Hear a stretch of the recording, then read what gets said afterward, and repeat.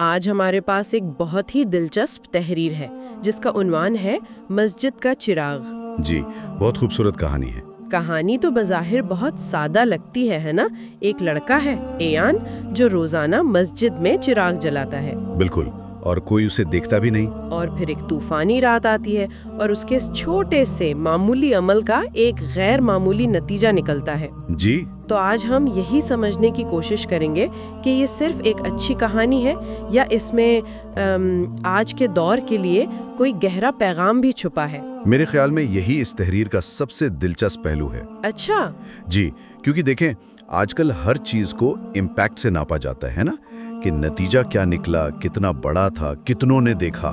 ہاں بالکل، social media کا دور ہے، ہر چیز دکھانی پڑتی ہے۔ اور یہ کہانی اس پوری سوچ کو چیلنج کرتی ہے، یہ نیت اور توکل کی بات کرتی ہے۔ تو ایان کا جو کردار ہے وہ روز شام کو چراغ جلاتا ہے، کوئی تعریف نہیں کر رہا، کوئی دیکھ نہیں رہا۔ جی، تو سوال یہ ہے کہ اس کا محرک کیا ہے؟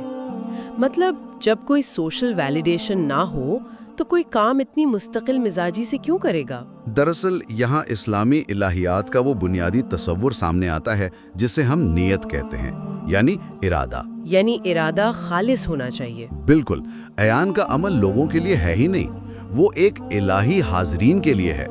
اس کا مقصد تعریف نہیں، یہ خود میں ایک عبادت ہے۔ تو یہ اس سوچ کے بالکل خلاف ہے کہ جس نیکی کی تشہیر نہ ہو وہ شاید ضائع ہو جاتی ہے۔ صحیح کہا، یہ توکل ہے، یعنی یہ بھروسہ کہ کائنات میں آپ کی نیکی کی قدر کرنے والی ایک ذات موجود ہے۔ اور پھر کہانی میں وہ موڑ آتا ہے، شدید آندھی کا۔ جی، طوفان۔ لوگ گھروں میں ہیں، مسجد میں اندھیرا ہے، تو یہ طوفان صرف ایک موسم کی خرابی نہیں بلکہ ایک امتحان ہے۔ ہاں، اس کی نیت کا امتحان، کہ جب حالات مشکل ہوں، دیکھنے والا کوئی نہ ہو، تب کیا وہ یہ کام کرے گا؟ اور وہ جاتا ہے، بھیگتا ہوا ٹھنڈ میں وہ چراغ جلاتا ہے، اور کہانی کے مطابق اسی لمحے اسے ایک روحانی سکون کا احساس ہوتا ہے۔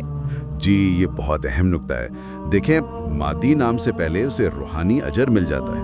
لیکن اس کے بعد جو ہوتا ہے وہ کہانی کو ایک بالکل الگ سطح پر لے جاتا ہے۔ وہ لفافہ۔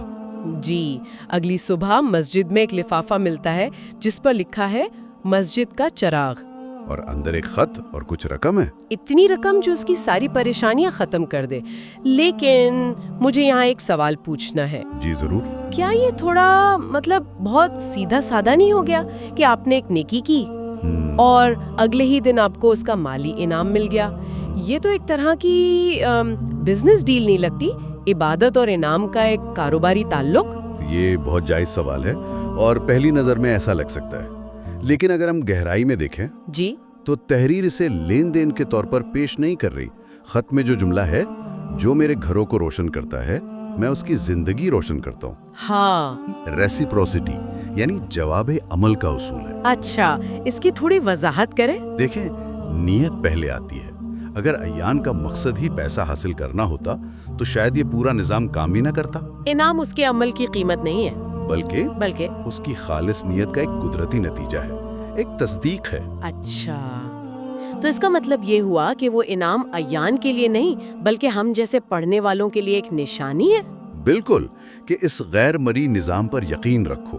یہ کہانی مادیت سے بالاتر ایک ماڈل دکھاتی ہے، جہاں کامیابی کا پیمانہ یہ نہیں کہ کتنے لوگوں نے آپ کے کام کو سراہا، صحیح، بلکہ یہ کہ آپ کا اپنے خالق سے تعلق کتنا مخلص ہے۔ ایان کا چراغ جلانا ایک چھوٹا عمل تھا، لیکن اس نے کائنات میں ایک ایسی توانائی پیدا کی جس نے خود اس کی زندگی کو روشن کر دیا۔ بہت خوبصورت بات ہے۔ تو یہ کہانی تو ایک بہت ہی، آپ کہہ سکتی ہیں، صاف اور تسلی بخش نتیجے پر ختم ہوتی ہے۔ ہاں بالکل، روشنی کے عمل کا بدلہ روشنی سے مل گیا۔ جی، لیکن یہ ہمیں ایک اور سوال پر سوچنے پر مجبور کرتی ہے۔ کس سوال پر؟ کہ ان گنت دیکھے نیک اعمال کا کیا ہوتا ہے جن کے جواب میں اگلے دن کوئی لفافہ نہیں ملتا؟ یہ تو بہت گہرا سوال ہے۔ کیا مادی انعام کی عدم موجودگی اس عمل کی قدر کم کر دیتی ہے، یا پھر شاید یہ ہمیں اپنی زندگیوں میں ایک مختلف قسم کی روشنی تلاش کرنے کا چیلنج دیتی ہے؟ کچھ ایسا جو پیسوں سے بھرے لفافے سے کہیں زیادہ قیمتی ہو۔